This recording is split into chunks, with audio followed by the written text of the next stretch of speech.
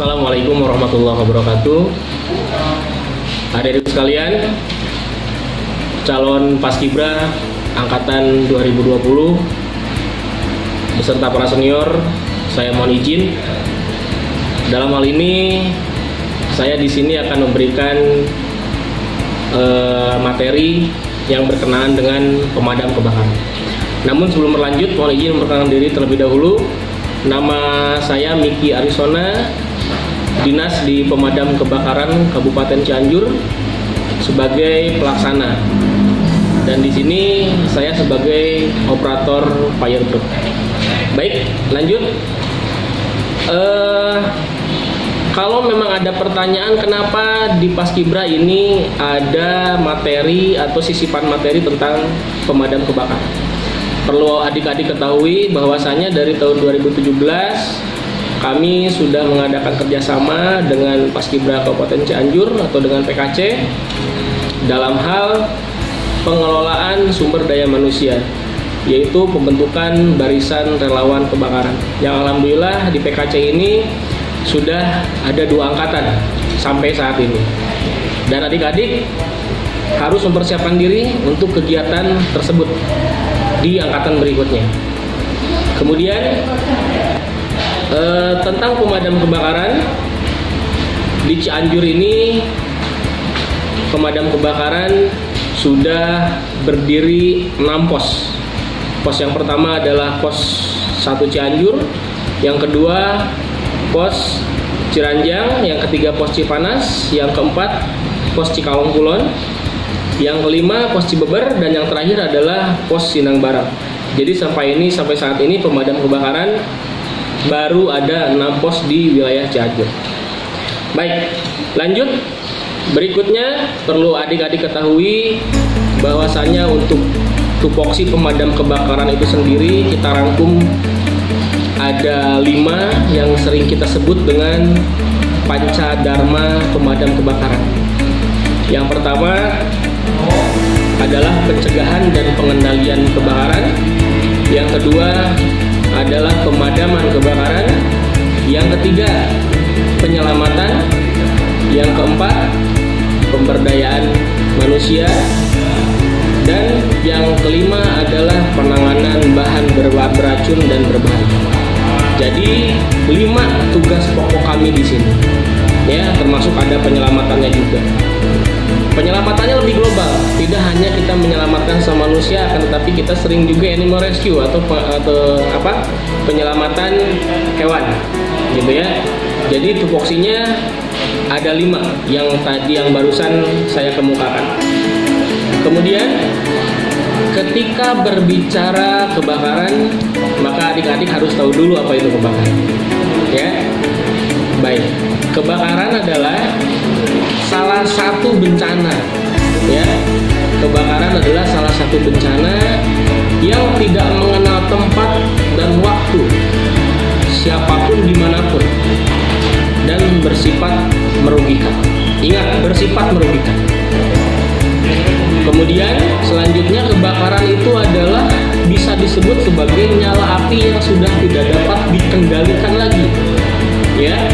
Dalam artian ketika nyala api sudah flash over atau sudah menuju puncak pembakarannya, itu yang disebut dengan kebakaran dan tidak dapat dikendalikan, ya. Dan ketika unsur sumber daya manusia yang ada di sana tidak bisa mengendalikan, maka harus diturunkan yang namanya regu pemadam kebakaran, ya. Jadi itu adalah artian dari kebakaran, seperti itu.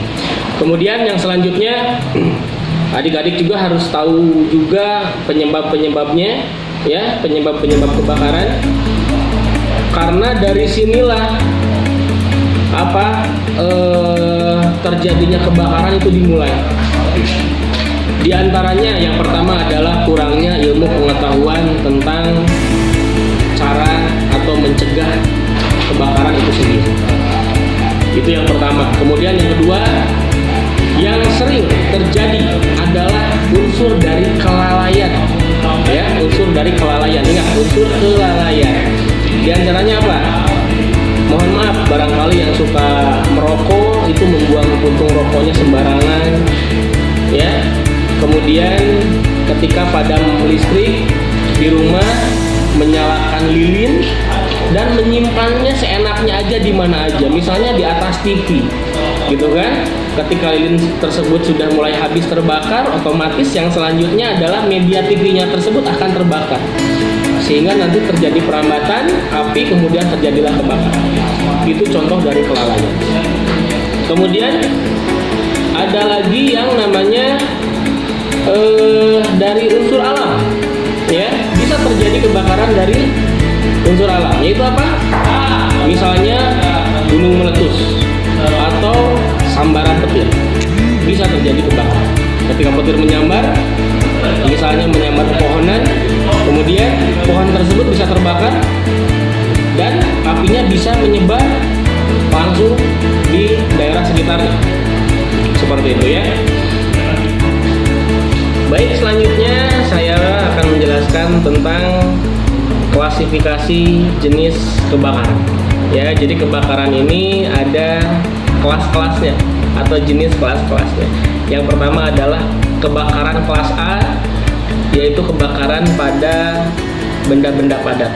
Misalkan kebakaran kayu, kebakaran di kain, ya, pada kain, dan kebakaran di plastik, gitu ya. Itu maksudnya kebakaran kelas A. Kemudian ada kelas B. Kelas B adalah kebakaran pada cairan minyak atau bahan bakar minyak, ya, atau BBM. Misalkan premium, pertalite, pertama solar, terus ada thinner, ya. Kalau kebakaran yang berkaitan dengan bahan bakar minyak atau cairan minyak, itu masuknya kebakaran kelas B. Kemudian ada kebakaran kelas C. Kebakaran kelas C ini adalah kebakaran yang berkaitan dengan arus listrik. Kebakaran ini adalah kebakaran yang berkaitan dengan arus listrik. Ini kebakaran kelas C. Kemudian yang kelas D adalah kebakaran bahan logam, ya, atau bahan kimia. Jadi ada 4 kelas kebakaran dalam klasifikasi kebakaran tersebut. Kemudian bagaimana cara menanggulanginya? Ya, cara menanggulangi kebakaran. Kita lihat dulu kelasnya yang tadi. Misalkan kelas A, ya, kebakaran pada benda-benda padat. Kalau misalnya kita menggunakan alat tradisional yang ada di rumah, misalkan kita di rumah mempunyai karung goni, maka kita bisa pergunakan karung tersebut dengan cara dibasahi terlebih dahulu sebelum akhirnya kita selimutkan ke media yang terbakar, ya, atau bisa disebut juga itu dengan sistem smothering, ya, smothering, yaitu perlahan menghilangkan unsur oksigen. Yang kedua, bisa menggunakan alat pemadam api ringan yang sering kita sebut dengan APAR, ya, alat pemadam api ringan. Itu pun berbeda-beda jenisnya. Ada jenisnya dry chemical powder atau serbuk, kemudian CO2, kemudian jenis busa atau foam, dan jenis halon. Ya, ada beberapa jenis memang seperti itu. Dan bisa dipadamkan langsung dengan air kalau misalnya kebakaran pada klasifikasi kelas A tersebut. Nah, kemudian sekarang kebakaran kelas B, yaitu kebakaran cairan minyak. Ya, jangan sekali-kali ketika kebakaran dari cairan minyak tersebut atau dari bahan bakar minyak itu menggunakan air secara langsung, ya, karena ingat berat jenis antara air dengan minyak, ya, karena masih lebih ringan minyak daripada air. Ketika kebakarannya minyak, kita siramkan dengan air, maka yang terjadi adalah pelebaran api, seperti itu ya. Jadi kalau misalnya menggunakan alat tradisional pada saat kebakaran minyak, adik-adik bisa menggunakan pasir atau tanah untuk menyekat dan memadamkannya.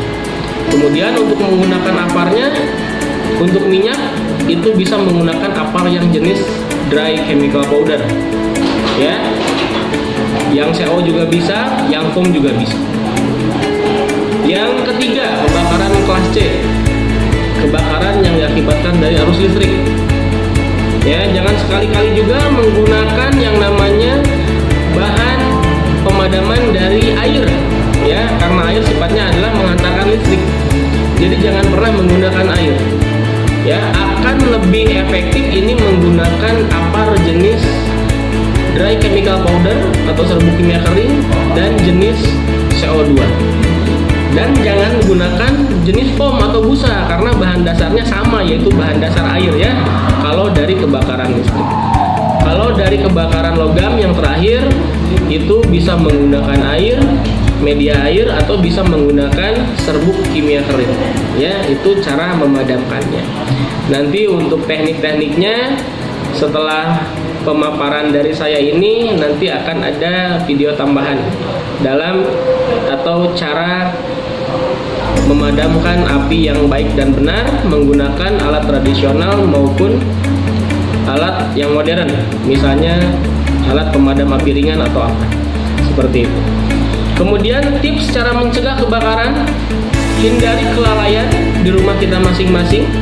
Ya, kalau misalnya kita mau keluar rumah, ingat cek yang namanya listrik, cek yang namanya gas yang ada di rumah atau di dapur kita.